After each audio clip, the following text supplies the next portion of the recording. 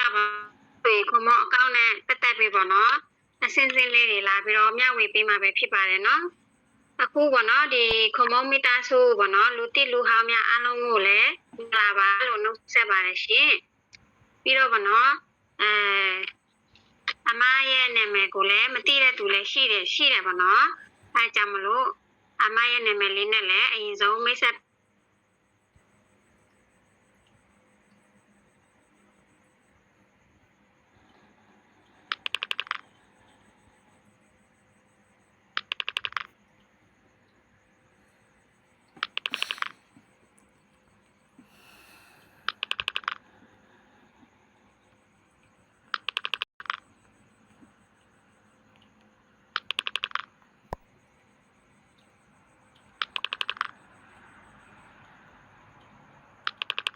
ပါနော်အမခုနကောင်းဆောင်မမပါနော်အမမရင်ဝင်းပဲဖြစ်ပါတယ်ရှင်အရန်နမလေးစားအားကြရတဲ့မမပါနော်အမတို့အတွက်ဆိုရင်အခုအချိန်မှာပါနော်အမဟာဆိုရင်စံပြကောင်းဆောင်တယောက်ဖြစ်နေပြီပေါ့နော်အမတို့ရဲ့ရှေ့မှာမမမက်ရက်တည်ပေးတယ်ပေါ့နော်မမကိုလည်းအရန်နမကျေးဇူးတင်ပါတယ်လို့နော်ခေါင်းရပြုရင်ပြောချင်ပါတယ်ရှင်နော်ကိုယ့်ရဲ့ online လေးတွေကိုလည်းကိုကတန်မိုးထားပေးရမယ်နော်မမတို့ဘာဖြစ်လို့လဲအမကဘာဖြစ်လို့ဒီလိုပြောရတာလဲဆိုတော့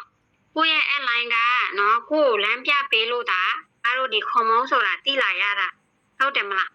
နော်အဲ့ဒါကြောင့်မို့ကိုယ့်ရဲ့ online ကိုတန်မိုးထားပေးကြပါနော်ကိုကလေဟိုဘောအမြဲတမ်းအမဆိုလည်းအမြဲတမ်းမနော်ကိုကျေးဇူးတင်တဲ့သူတွေကိုအမြဲတမ်းနော်ရင်ထဲရပဲဖြစ်ဖြစ်ကိုဖျားရှိခိုးတိုင်းပဲဖြစ်ဖြစ်ပေါ့နော်ကိုရဲ့ကျေးဇူးတင်ထိုက်တဲ့သူတွေ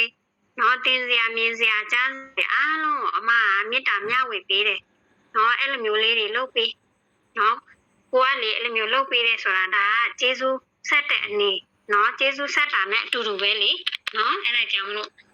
ကိုရဲ့ online ကိုလည်းကိုကတန်မိုးထားပေးပါနော်ပြီးရင်ကိုစီမှာလည်းအဖွဲသားတွေရလာပြီဆိုရင်ကိုကလည်းအဖွဲသားတွေကိုလည်းနော်တန်မိုးထားပေးရမယ်တယောက်နဲ့တယောက်နော်ချစ်ခင်ရင်းနှီးစွာနေရမယ်အမတို့ကတက်လုံးဒီစီးပွားရေးကိုလှုပ်သွားရမှာလीနော်ခဏတစ်ဖြုတ်တည်းလှုပ်တဲ့သူကတော့ဒါအမမပြောလို့ဘောနော်ရေရှည်အတွက်ကိုသွားမယ်ဆိုရင်ကိုကတိခံနိုင်စွမ်းလည်းရှိရမယ်နော်စူးစမ်းနိုင်ရမယ်လေးလာတင်ယူဖို့လည်းမ